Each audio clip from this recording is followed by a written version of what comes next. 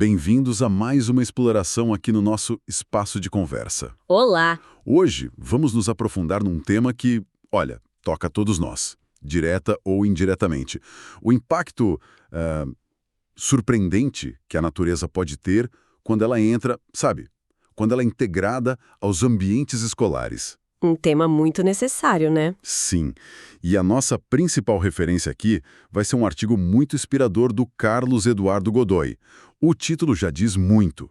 A natureza transforma a aprendizagem. Muito bom esse título. E um detalhe importante, que vale a gente destacar logo de cara, nos primeiros segundos. O autor, o Carlos Eduardo Godoy, ele não está falando só de teoria, não. Ele parte da vivência diária dele, do trabalho prático mesmo, de incentivar as crianças a interagir com o verde lá nos jardins da escola, sabe? Colocando a mão na terra, plantando, cuidando e investigando o que acontece ali. Ah, isso faz toda a diferença, é a prática, né? Total.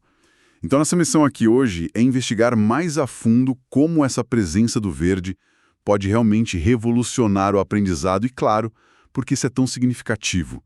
Vamos tentar entender as camadas dessa ideia. É uma proposta muito interessante, sim. Porque, assim, vai muito além daquela visão mais superficial, né? De que, um jardim deixa a escola mais bonita, mais agradável. Exato. O que o artigo do Godoy defende, e é isso que a gente vai analisar aqui, é que incorporar a natureza de forma intencional, sabe, no dia a dia da escola, isso representa uma mudança pedagógica bem substancial. Não é só paisagismo. De jeito nenhum. É uma redefinição de como se ensina e de como se aprende. Então, o nosso foco vai ser justamente desvendar essa transformação na prática educativa, né? Explorar as diferentes facetas disso. Entendido. E a ideia central que o artigo já traz de cara é, de fato, muito forte. Ter natureza na escola não é um complemento, um enfeite. É encarado ali como uma mudança profunda na forma de educar. Profunda, essa é a palavra. O texto descreve de um jeito muito vivo como aqueles espaços que, sei lá, antes eram talvez subutilizados, podem ganhar vida, né?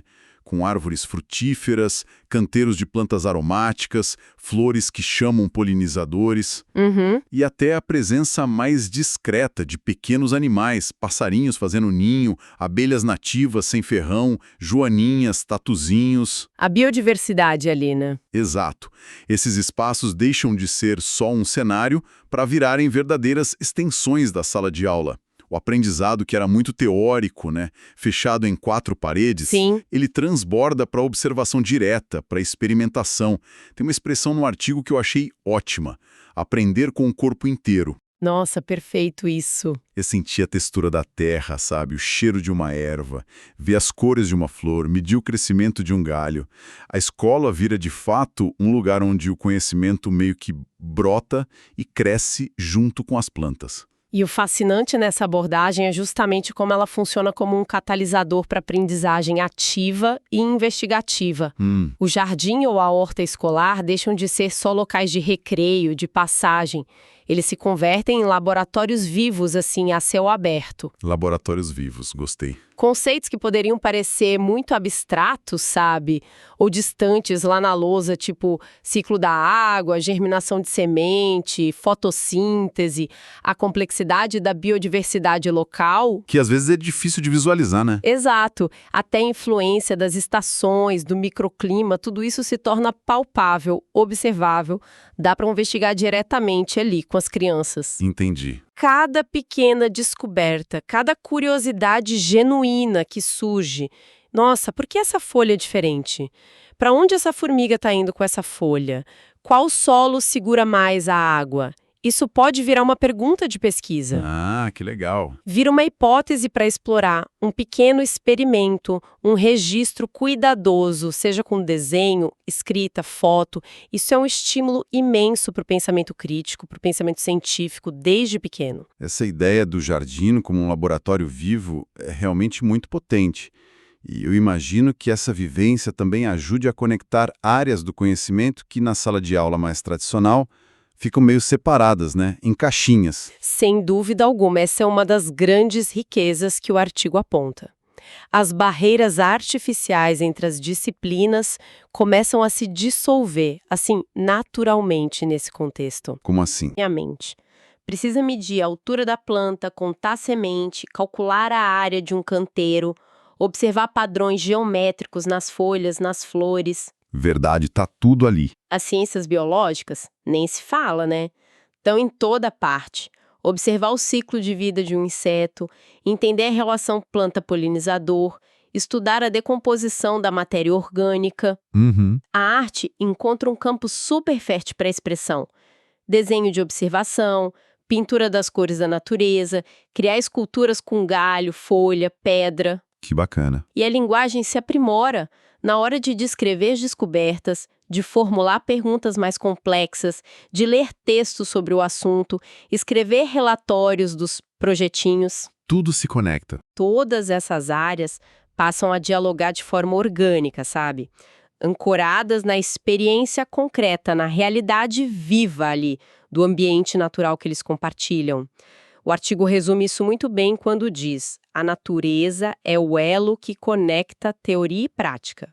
Nossa, isso clarifica muito como o aprendizado do conteúdo mesmo, formal, pode ser enriquecido.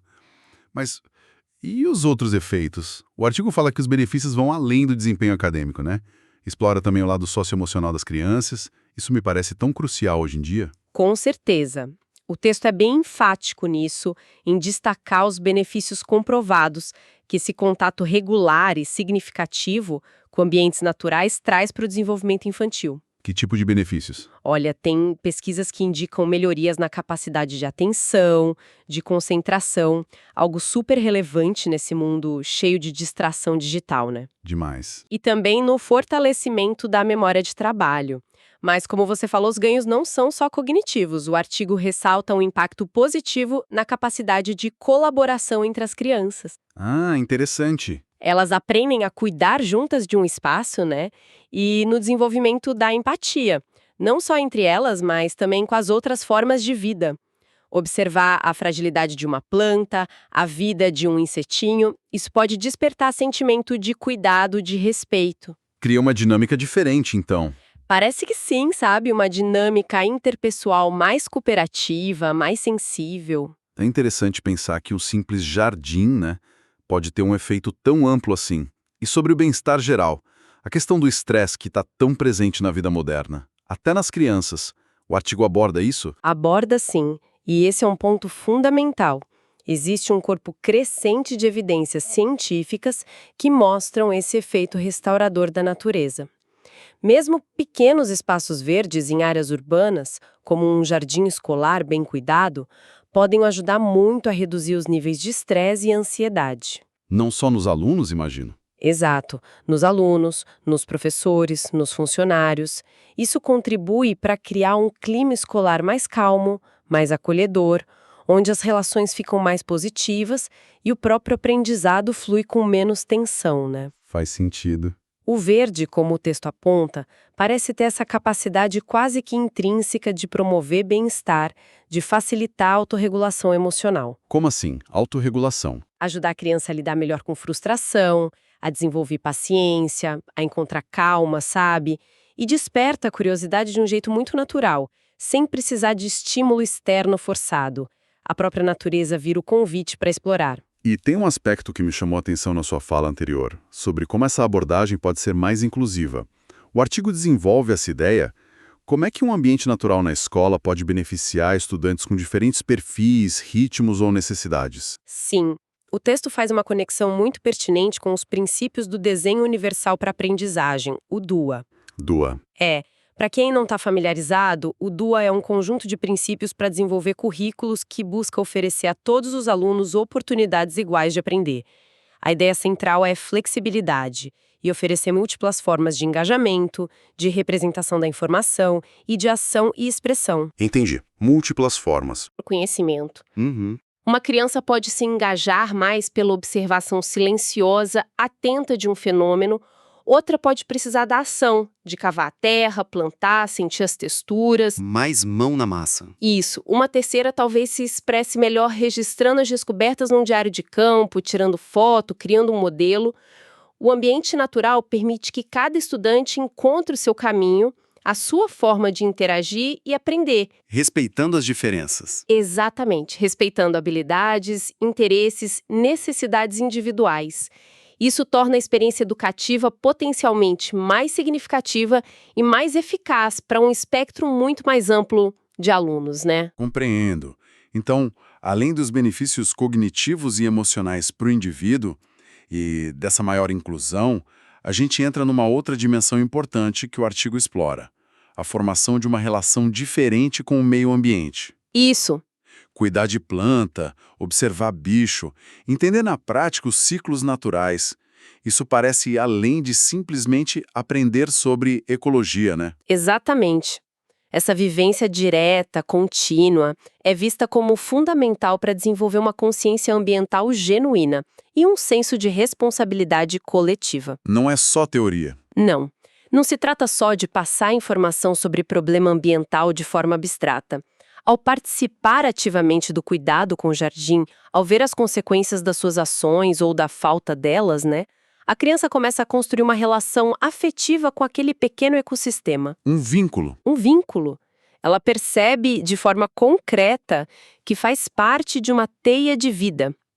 Que a natureza não é algo externo, distante, mas algo da qual ela é parte integrante, interdependente. E que as ações dela importam. Justamente.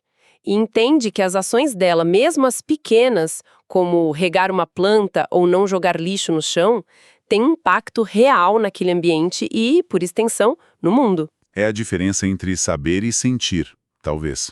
Poderíamos dizer isso sim. O artigo usa o termo alfabetização ecológica para descrever esse processo. Alfabetização ecológica. É um conceito que vai além do conhecimento científico sobre ecologia, embora inclua esse conhecimento. A alfabetização ecológica, como está apresentada ali, ela integra esse saber com o desenvolvimento de atitudes de cuidado, de respeito por todas as formas de vida. Com a incorporação de valores ligados à sustentabilidade, à ética ambiental. Ao plantar uma semente, esperar pacientemente ela germinar, cuidar para ela crescer e talvez dar fruto, a criança não está só aprendendo biologia. Está aprendendo muito mais. Está vivenciando ciclos, desenvolvendo paciência, aprendendo sobre cuidado, sobre responsabilidade. Está construindo uma base ética e afetiva que pode ser muito mais poderosa para motivar ações futuras do que só o conhecimento intelectual, sabe? Uma conexão de pertencimento. Isso, perfeito, uma conexão de pertencimento. Isso me faz pensar sobre a formação de cidadãos para o futuro. No mundo com tantos desafios ambientais complexos, essa base parece essencial. De fato. A perspectiva é que essa experiência prática e significativa na infância, na adolescência, ajuda a construir os alicerces para formar cidadãos que não só compreendam intelectualmente os desafios ambientais que a gente enfrenta, mudança climática, perda de biodiversidade, escassez, recurso, Que são enormes. mas que também se sintam conectados emocionalmente ao planeta. E, por isso, mais motivados a agir de forma consciente e responsável na vida pessoal e coletiva. A escola assume um papel aí. Um papel proativo e fundamental ao trazer a natureza para o cotidiano escolar. Prepara as futuras gerações para um mundo que exige, assim, urgentemente, novas formas de pensar, de sentir e de agir em relação ao nosso lar comum. Gosto muito dessa ideia que o artigo reforça. A escola deixando de ser vista só como um prédio, né? Um conjunto de salas e corredores, para se tornar um verdadeiro ecossistema educativo. Exato, um ecossistema. Um lugar onde o aprendizado vai além do conteúdo curricular formal, onde se aprende sobre os ritmos da natureza, sobre a paciência que precisa ter para ver algo crescer, sobre a importância do cuidado contínuo, sobre a beleza da observação atenta e, talvez o mais fundamental, sobre a interdependência que conecta todos os seres vivos, incluindo nós humanos. Parece uma formação muito mais holística, né? Mais completa para a vida. Sem dúvida. A visão que o artigo propõe é que investir em espaços verdes e em práticas pedagógicas que integram esses espaços não deve ser visto como um luxo ou um gasto supérfluo, mas sim como um investimento estratégico na formação integral dos estudantes. Integral mesmo. Uma formação que valoriza e nutre não só a dimensão cognitiva, mas também a emocional, a social e a ética. O objetivo final, como o texto sugere de forma muito bonita, é criar condições ambientais, pedagógicas, relacionais, para que cada criança, cada jovem possa se desenvolver de maneira mais equilibrada. Tornando-se o quê? Tornando-se uma pessoa mais calma, mais curiosa, mais empática, mais conectada consigo mesma e mais consciente do mundo complexo e maravilhoso que a cerca, e do seu papel ativo na construção de um futuro melhor. Nossa. A frase do artigo que resume bem essa visão é poderosa. Escolas vivas formam pessoas inteiras. As escolas vivas formam pessoas inteiras. É uma bela síntese, realmente. Então, tentando amarrar aqui a nossa conversa sobre as ideias do Carlos Eduardo Godoy, fica muito claro que trazendo a natureza para o coração da escola é muito mais do que uma intervenção estética ou um projeto isolado. Muito mais. É uma escolha pedagógica com implicações profundas, mas é também uma escolha profundamente humana, né? Sim. Trata-se de garantir que as novas gerações tenham a chance de aprender não só sobre a vida através de livro e tela, mas em contato direto, experiencial com a própria vida que pulsa ali ao redor. Vivenciar a vida. É criar ambientes onde o conhecimento floresce junto com a saúde emocional e com a sensibilidade para com o planeta e seus habitantes. O artigo conclui com uma força que ecoa essa ideia e que vale a pena a gente relembrar. A natureza transforma a aprendizagem. A natureza transforma as pessoas. A natureza transforma o presente e o futuro. É uma conclusão forte e muito inspiradora, de fato. E toda essa nossa discussão sobre o impacto transformador da natureza dentro dos muros da escola, inevitavelmente nos leva a uma reflexão um pouco mais ampla, né? Que vai além do ambiente educacional formal. Uhum. Como assim? Se a presença do verde, mesmo numa pequena escala como um jardim escolar, pode ter efeitos tão positivos e tão variados na aprendizagem, no bem-estar emocional, na formação de valores, na conexão social.